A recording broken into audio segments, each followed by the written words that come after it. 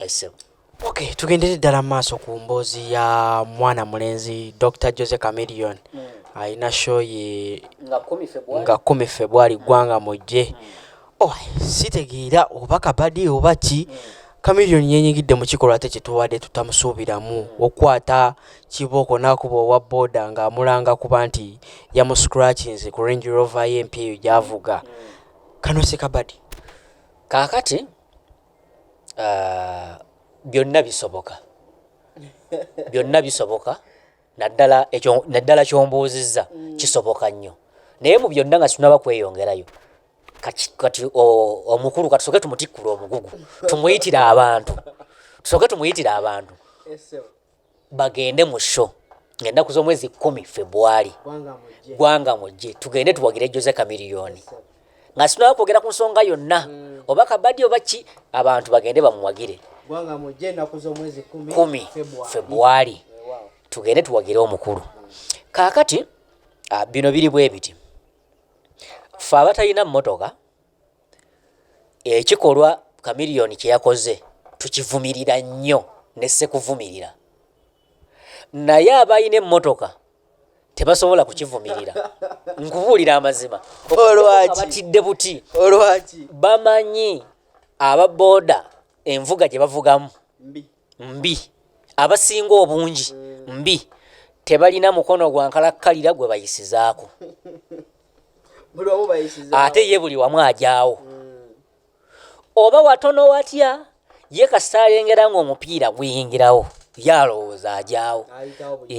So kati abalina emmotoka bonna tewali n'omu ajja kubeera ku sayidi y'awa boda boda kuba babamanyi. Abatalina mmotoka ekikolwa kya Chameleone tukivumira nse kuvumirira. Chameleone oli muyimbi waffe mulungi. Kituufu Owa Boda Boda aba yakukolobodde. Tewaliwo nsonga yabadde emukubya.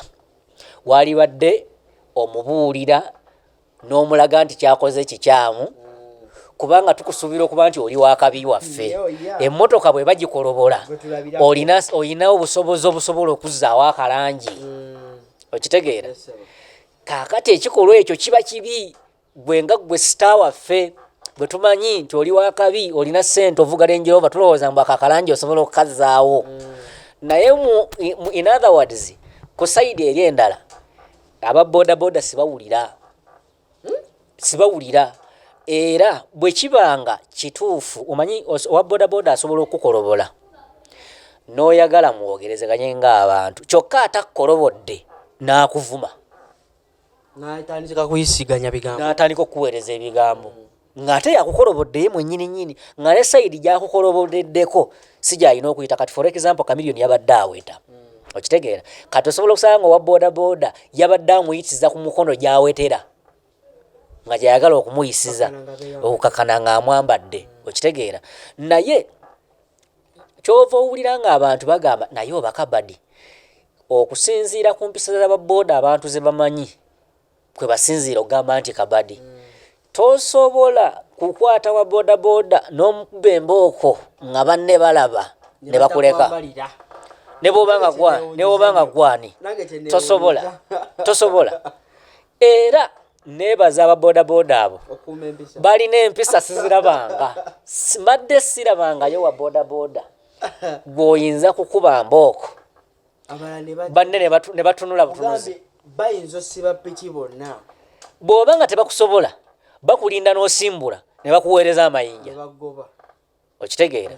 So kati aba boda boda abo ab'esseguku bakulu tubeebaza olw'okukuuma empisa mwebale kuba na mpisa empitirivu ezo ne bakuba munnammwe embooko nga mutunula butunuzi. Mwebale nnyo mwebale ddala mugende mu maaso n'empisa ezo.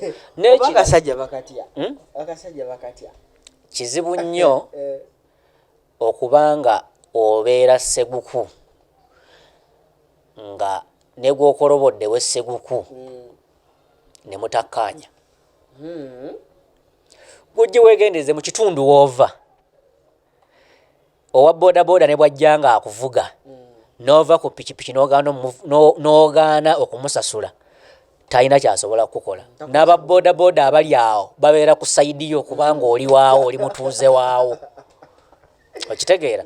So Owa boda boda ono yabadde wa mpisa. Owa boda boda ne bw'abanga yabadde ategeera bwayingira obwa boda abasinga obungi ebitundu nga 80 ku 100 adaptinga emize gy'abanne basanzeewo kyova owulira nga Owa Boda Boda ne wabeera musajja mukulu bamuyita mwana wa boda olw'ebikolwa byabwe bye bakola balinga bano abasimba emiti gy'amasanyalaze nti yes oli ne bwaba nga abadde ategeera tanaaguyingira omulimu kyasanzeeyo ayangwa mangu okukigenderamu so aba boda boda abo beetaaga okweddako ne beddako envuga gye bavugamu mbi kaakati oli wa boda boda boda boda yo gy'oli mu kuvuga okimanyi bulungi egula $5 n'ekitundu okolobola otya Range Rover egula obukadde 15,000 ogikolobola egula obukadde 15,000 bw'ogitemaatemamu erimu boda boda zommeka kituufu olina sente zigenda ogifuwa langi kaakati tulina okuba n'obwegendeza ne tumanye ennaku yaffe n'omanya ennaku yo nti ndi ku luguudo kuno ekyandeese ne piki gyenvuga si yange bagimpadde buwi lwaki tobeera mwegendereza okitegeera lwaki okolobola omusajja ebiseera ebisinga obungi bana boda boda balema okutegeera nti abantu abamu betulaba bavuga ezo emmotoka ennene bakimanyi nabo nti si ba bulijjo okitegeera abantu abavuga ezo emmotoka ennene mu mitima gyabwe bakimanyi nti si ba bulijjo era akimanyi nti we nasobolera okufuna obukadde 500 nengula emmotoka eno ne bwenkujja oluyita ogenda kumpaabira omusango gunsinge ekyo yaba akimanyi ne bwana akukuba mpozi nga akusse busi naye nga takusse n'akukuba n'ogenda n'oloopa era ajja kuvaayo bwe yafunira obukadde 5 obugula emmotoka tasobola kubulwa mitwalo tasobola kubulwa miliyoni ziwera 10 zagenda kuwaayo bamute ajja kukuba kati beera mwegendereza nkugambye Owa boda boda omusanga ng'avuga boda boda ye nga nkadde ng'ebalirirwamu emitwalo nga 4 oba miliyoni 1 n'ekitundu n'omusanga ng'avuma owa paso oli mu kuvuga ntandikwa tomanye paso kale nga mpya egula miliyoni nga 18 erimu pikipiki ze eziwera 10 okitegedde naye ali mu muvuma mbwe entandikwa amuvuma entandikwa naye nga naye avuga pikipiki etali naye ng'ate enkadde so eyo zo mpisa mbi ate waliwo ebintu tulina okusootinga ku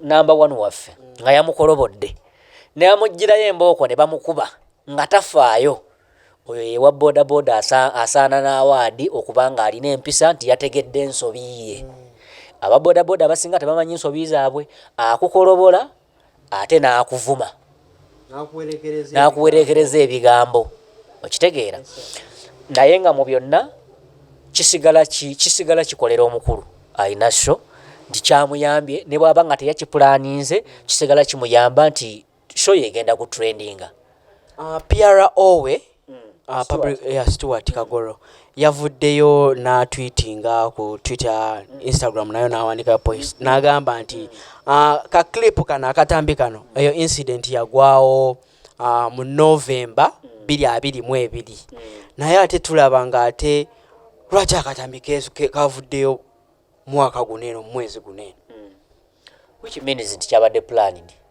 bwe kiba nga kyagwawo mu November akatambi ne kakwatibwa kuba tekisobola kuba kyagwawo November akatambi ne bakakwata olwaleero kitegeeza nti bakakwata mu November ne bakatereka which means ekyo kyongera okutulaga nti ekituufu kye wasoose okumbuuza nti kyekyo nti kale kisobola okubaawo nga tekyali planned naye bwe kyamala okubaawo akatambi kaabwe ne bakatereka kabeeko kye kabayamba okukatamu obwo obudde kuba tosobola kuba n'akatambi kumala bbanga eryo lyonna ng'osirise ate nze ndowooza nti era si ka November bwe kaba ka November bakikoze bakigenderedde kubanga si keekokka nalabyeyo n'akalala nga kalungi nnyo ng'ate ko bakakwata na kamera ng'era kagundi ng'eyo nga kasageyo yennyini nga ko kalungi nga ka kamera nakalabye ku TikTok awo mwana nga kapostinze nga kalungi nnyo kali mu frame ennungi eya 1080 vakali akatagala bwe kati